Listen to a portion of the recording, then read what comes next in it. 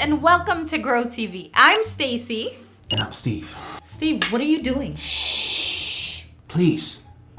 The question is, what are we doing? What? Shh, I bought your spy gear too. And these rakes. Hurry up, go get changed. For what? Me and you are about to go and do some undercover raking for people in the neighborhood. We're gonna rake their leaves and carry them away without them even knowing. Okay, that sounds kind of cool. You think that sounds cool? Just wait until you hear the names I've been working on for us. The Leafy McStealthalots. No. The Rake Ninjas. Nope. The Leaf Whisperers. Hey, Leaf. Come here. No. The Leafy Lurkers? Nope. Ah, Professor Pileup and Agent Rake-a-Take. All right, let's just go out there now. We'll worry about the names later. We did it. Shh. Oh no, there's Miss Warner. She's gonna see us. Hurry, hide under the leaves.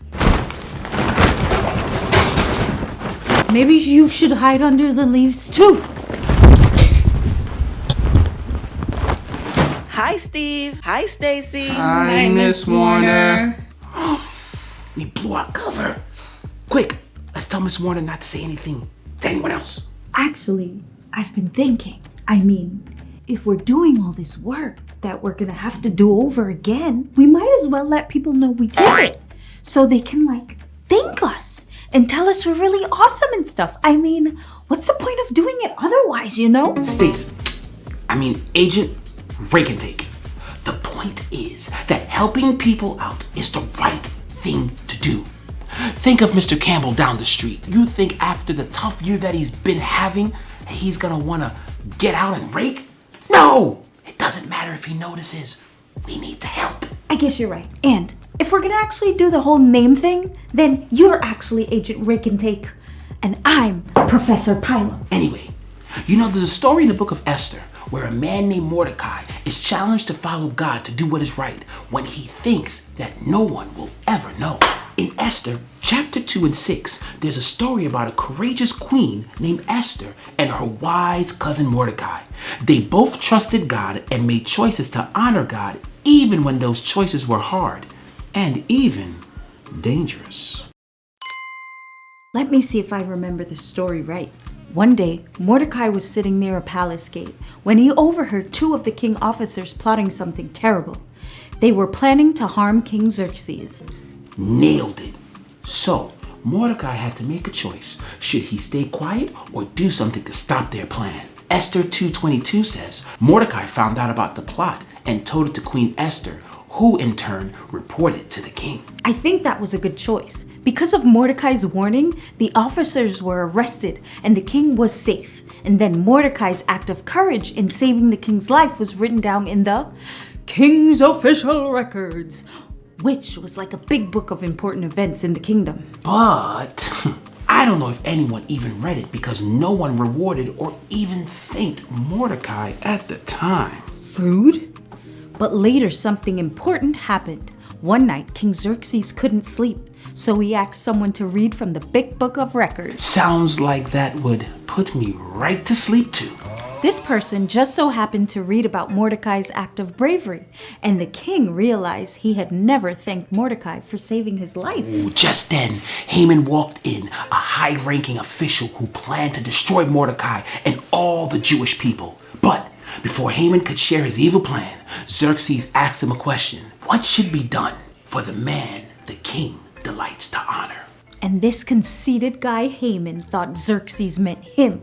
So Haman suggested something extravagant, to give him a royal robe and a ride on the king's horse through the city, having someone shout, "This is how the king shows honor." Shh. Oh, sorry. Xerxes loved the idea and told Haman to do all of this for Mordecai. Imagine Haman's shock.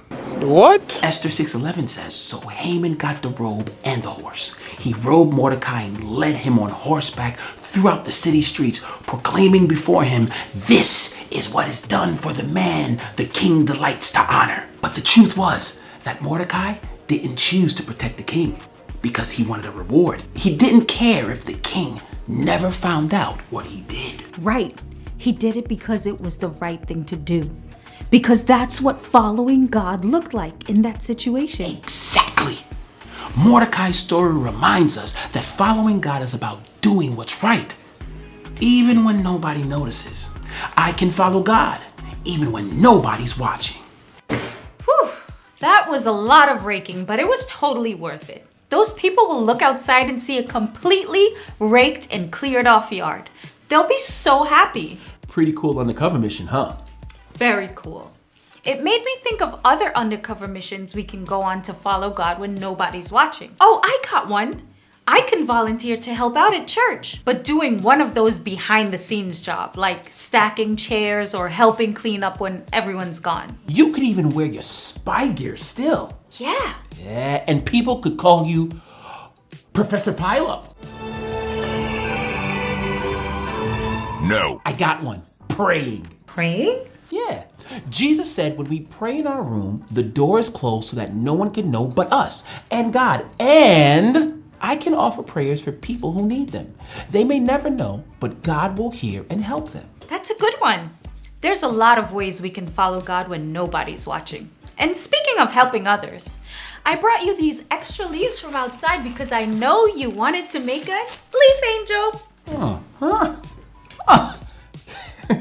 Thanks, Ace. Well, I bought you some extra leaves too, in case you wanted to make a leaf fort. It's been fun top secretly raking leaves with you. And learning a cool Bible story with you. It's always good to learn and grow together.